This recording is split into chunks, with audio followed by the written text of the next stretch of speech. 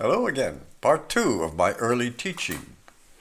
After I went through that first year, I survived it.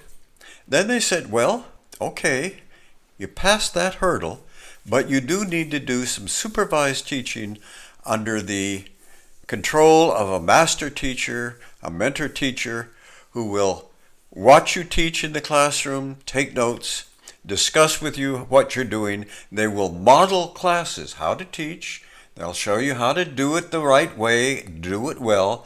You take notes on them. They'll discuss with you. I said, okay, whatever it takes. They said, we're being nice. We've given you a summer school, a class, you'll be paid for it. So they introduced me to the master teacher. Not a master, not a teacher. He was a good old boy from Texas. And he told me on the first day, he said, I don't want to be a teacher, never did. I'm a farmer from Texas. I have a grape vineyard. We had 2 years of bad weather. I lost the crops. I'm only in this to get enough money to go back and plant my grapes again. I said, okay. He was supposed to model classes for me, to show me how to teach. None of that. He went in the back of the room, put his feet up on the desk, sat back and tried to stay awake. Never said a word. He was supposed to discuss with me. What was I doing? What worked? What didn't? What advice could he give me? Hardly spoke anything at all, ever. Except that he did like to quote Bible verses at me. But he got mad because I had to correct him because he didn't know the Bible so good. Well, it was a difficult summer. I got through it. They checked it off. And they said, okay, now you're ready to go and be a probationary teacher. 3 years probationary. And if you pass that and survive it, then you could get a clear credential and be on the tenure track, and you're ready to go. I said, oh, you're not making it easy to be a teacher, are you? I thought you needed teachers. They said, well, here you go. It's in Norco, Corona, which is northern Corona, which is like a suburb of Riverside, but it's a separate city, except I think in their school district. And they sent me to a school, and that's kind of what I want to tell you about, because, well, it will become clear. I did not know that Corona and Norco was like, you would say now, a red state, a red region, ultra super conservative. I don't want to be political and mention names, but I found out pretty quick the way things were. I came to the school. It was the 6th grade that I was teaching. I had history, social studies. I said, oh, this is good. I've read books. That was when they would give you the tailored textbook. Texas, I don't know why. Texas printed all the textbooks for the whole country. They would write them up, they would go over them, and then they would send them out to every state in the Union. I don't know how they got the control. They must have underbid somebody else. So there were books that said, well, in American history, you don't mention things like slavery. You don't use the word.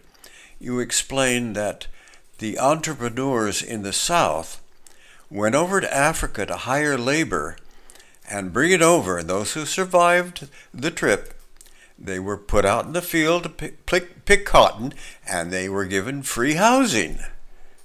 And I thought, is that the way it's going to go? And I'm supposed to teach this? Little by little, my eyes were opened. One of the guys on the staff, one of the other teachers, came up to me and poked me in the chest. He said, you're from Riverside, aren't you? That university said, we know how you think. And I said, oh, you do? So you know that I'm more conservative in some ways than you are? He stepped back. He didn't know what to say, but he said, we're watching you.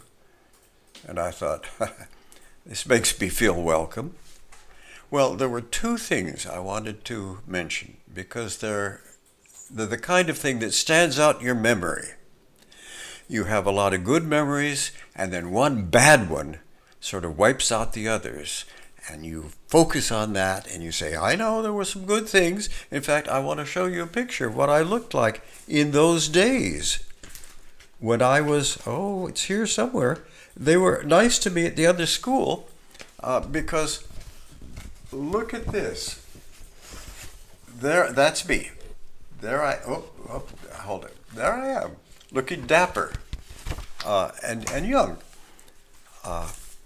And still looked that way at the next school too. Well, these were the days in the 60s when integration was the rage. Court orders came, schools have to integrate. They had trouble with it in the South. They had trouble with it in the North, in California. I was at a school that was ordered to integrate. Well, they didn't want to, but they worked out a deal with a juvenile detention facility nearby, and that place, it's like a jail for kids who aren't old enough to be put in regular prison. So, they were caught shoplifting or something, and so you lock them up. Well, there was one 8th grade kid, a boy who was pretty big and pretty tough. Not the tallest kid, but almost. He was taller than most of the kids, and he looked like he'd been through it. They tried to cramp him down and make him civilized so he could go out in the world and he would represent the detention facilities. And so he came to the school. He was the only black kid in the school. They had never seen a black kid before. None of the kids, none of the teachers, as far as they hoped. And the first day there, recess on the playground, 3 male teachers tackled him to the ground. They said, he has a weapon in his back pocket, and they pulled out an Afro-comb. Now, I'd never seen an Afro-comb, but right away I figured out what it was, how you would use it, and they said, it could be a weapon. I said, it could just be a comb, or they didn't like that. That went against my record, I was getting demerits for thinking and saying things like that. I hate to say it. By the end of the day, that kid was gone. That ended integration at the school. They tried it. It failed. They brought a kid who could have whatever. And so I thought, this is going to be difficult for me to get through these teaching times and get my credential. And the one sort of highlight that I want to indicate came at the end of my time there. I don't know how I did it. 3 years at that school. And I don't remember clearly what I taught, what it was like, because I had to watch everything, to watch how I was supposed to punish the students, to watch what I taught and not let them know what I thought about anything. And this is the time when there were marches and rallies all over the country, Martin Luther King, all of that. That was in the early 60s. This was after those assassinations and heading toward more. And the youth of America wanted to get out, and they wanted to show the government, this is what we think, this is the way we want these. We want to march too. Well, at this school, these were kids, too young to vote, but they wanted to get into it, and they looked for a cause. Something they hated. There was a 2-bell system. At the end of recess, there was a bell that rang. It was the freeze bell. You had to freeze wherever you were on the playground. Your arm was like this, your leg was half raised. You'd stay like that. Freeze. Don't fall over. And then the second bell would unfreeze you. You would go to line up where they would march you to your class. Well, the freeze bell rang, and everyone in the school sat down. all the kids at every grade level. They were out at lunch. I was one of the teachers on supervising duty. There were about 4 or 5 of us, and all the kids sat down.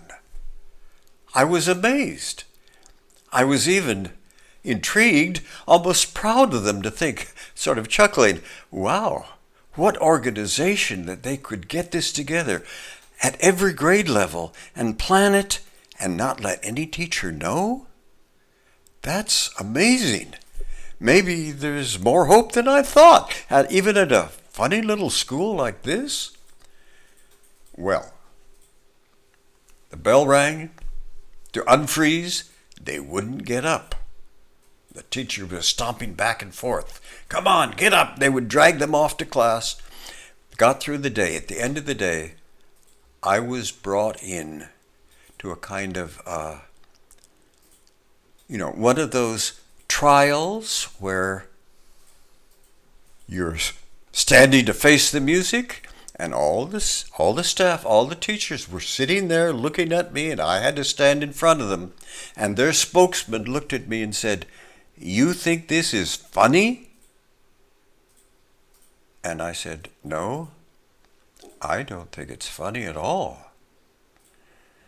And they sort of growled, and the oldest, sort of motherly matriarch of the staff, a sort of a kindly woman who wanted to sort of help us get through this, and she was trying to show some sympathy toward me, the new young teacher who couldn't help having gone to a university.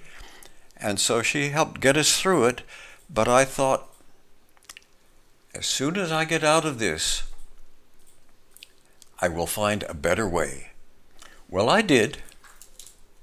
I'll tell you about that later. We moved to Pasadena, to Altadena, got a house, and I started in the Unified School District of Pasadena. And oh, what a change. And that's a nice story. You're going to want to hear that one.